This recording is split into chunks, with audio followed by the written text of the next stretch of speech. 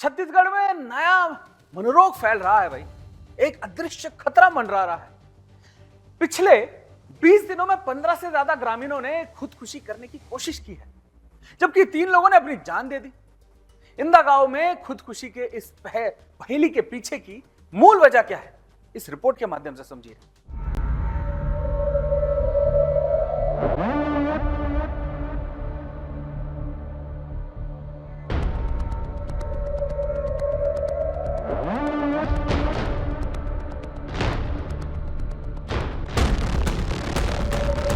ये है छत्तीसगढ़ के मैनपुर विकास खंड की इंदा गांव बस्ती।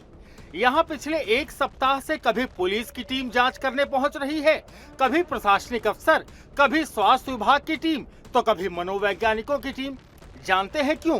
क्योंकि यहाँ पिछले 20 दिनों में 15 से ज्यादा लोगों ने आत्महत्या की कोशिश की है, जिनमें से 3 ने तो अपनी जिंदगी का गला खुद घोंट डाला। आत्महत्या की कोशिश का मामला रोजाना किसी न किसी के घर से आ रहा है। प्रशासनिक प्रयास को नाकाफी मानकर ग्रामीण आत्मसंतुष्टि के लिए गांव की देवी की शरण में पहुंच गए हैं। ग्रामीणों ने देवी देवताओं की भी शरण लेकर इस बला को दूर करने की मिन्नत शुरू कर दी है। आत्महत्या के मामले सामने आने के बाद ग्रामीण गांव की प्रमुख समस्याओं को इसकी मूल वजह बता रहे हैं।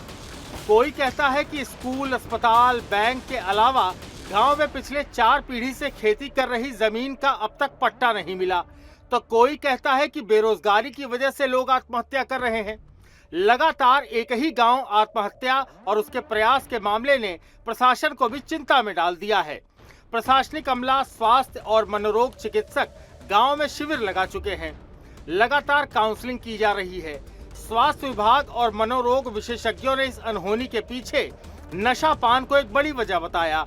काउंसलिंग के बाद सामने आए कारणों के बाद पुलिस ने नशा विरोधी अभियान भी चलाना शुरू कर दिया है।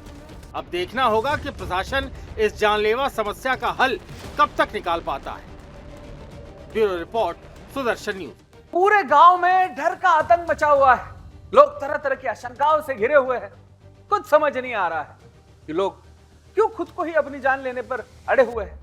ग्रामीणों की क्या चिंता है, इस पर देखते हैं। 13 जने आत्महत्या का प्रयास किए, उसी में 3 जन खत्म हो गए, 8 जने को बचा लिया गया। आज तक गांव में बैंक रोजगार के लिए आवेदन लगाए, आज तक कहीं खुला भी नहीं। बैंक के लिए और स्वास्थ्य केंद्र के लिए भी आवेदन दिया गया है, आज तक यहाँ खुला गया नहीं है। उप तहसील के लिए भी दिए थे, आज तक बढ़ते भी नहीं। ऐसे तो क्या पानी गिर गया, अभी तो और नहीं मिलेगा उन लोग को, बेचारा और कैसे करेंगे उन लोग हैं? कैसे करो जिएंगे?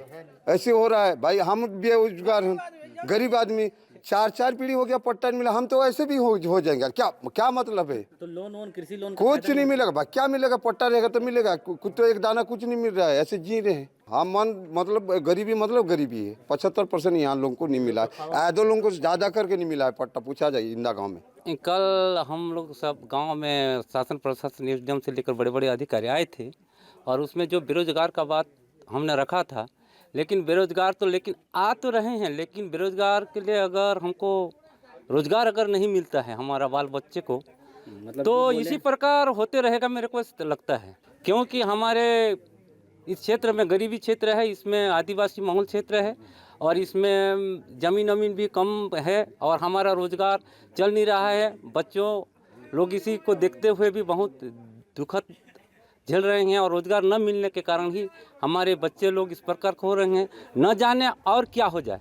हर युक्ति लगाई जा रही है, तरह तरह के प्रयास किए जा रहे हैं कि मौत के इस अदृश्य बवंडर को रोका जा सके। स्वास्थ्य विभागों की टीम भी पहुंची है, मनोचिकित्सकों ने भी गांव में डेरा लगाया हुआ है। वो अब तक किसी नतीजे पर नहीं पहुंच पाए। क्या चिंता है उनकी, एक बार सुनिए। वहाँ 3 लोगों ने आत्महत्या किया है और लगभग 8 लोगों ने आत्महत्या करने का प्रयास किया है। जिन लोगों ने आत्महत्या की, उनके परिजनों से बातचीत के दौरान प्रथम दृष्टया ये निकल के आया कि वे बहुत ज़्यादा नशा के आदी रहे और उनमें सहन शक्ति की कमी पाई गई थी। जब अगला शिविर उस गांव में लगाएंगे तो अन्य कारणों को भी जानने का प्रयास करेंगे कि किन कारणों से वहाँ ऐसी घटनाएं हो रही है। जिस दिन से हमारी मेंटल एड यूनिट की टीम वहाँ पे जा रही है, हमारे बीओमओ जा रहे हैं, हम सर्वे कर रहे हैं, हम दवाई खिला रहे हैं, वहाँ पे लोगों को क्रॉनिक अल्कोहलिज्म और कैनबिस लेने की आदत है। अब हमने सोचा कि अगर ऐसे ही प्रॉब्लम बहुत ज़्यादा क्रिएटिव होगी तो यहाँ पे हमारा एक एनजीओ है जो डी एडिक्शन सेंटर चलाता है, उसके पास 25 से 30 बेड है। अगर बहुत ज़्यादा प्रॉब्लम होगी तो हम वहाँ से पेशेंट को रिलोकेट करेंगे सेंटर में। दर्शकों, मानव जीवन बहुमूल्य है, कीमती है, हर जीवन का उद्देश्य है, लेकिन भ्रमजाल में उलझकर अपना जीवन खत्म करना महापाप माना जाता है। समाज में उपजी इन मनोविकृतियों से बाहर आने की जरूरत है, अपने जीवन के मकसद को समझने की जरूरत है, अपने जड़ों से जुड़कर ही इन समस्याओं से पार पाया जा सकता है। दोस्तों, जाते जाते हम आपको एक मुहिम के बारे में जो सुदर्शन न्यूज वर्षों से चलाता आता है कि हर माथे पर तिलक और हर घर पर भगवा ध्वज, हिंदू नववर्ष पर यह संकल्प लिया है कि ऊर्जा के साथ जीवन का नया सूर्योदय करेंगे। गुड़ी पाड़वा पर सनातन का भगवा ध्वज लहराएंगे। दोस्तों, आप सेल्फी लीजिए, हमें भेजिए, हम आपकी तस्वीरों को सुदर्शन पर प्रसारित करेंगे और आय स्वदेशी से आप भगवा ध्वज मंगा भी सकते हैं। तो दोस्तों, आइए सनातन का शौर्य दिखाइए और हिंदू नववर्ष मनाएं। दोस्तों, आज के लिए इतना ही। अब आपकी और हमारी भेंट होगी अगले सोमवार को। तब तक के लिए मुझे दीजिए अनुमति। धन्यवाद। जय हिंद।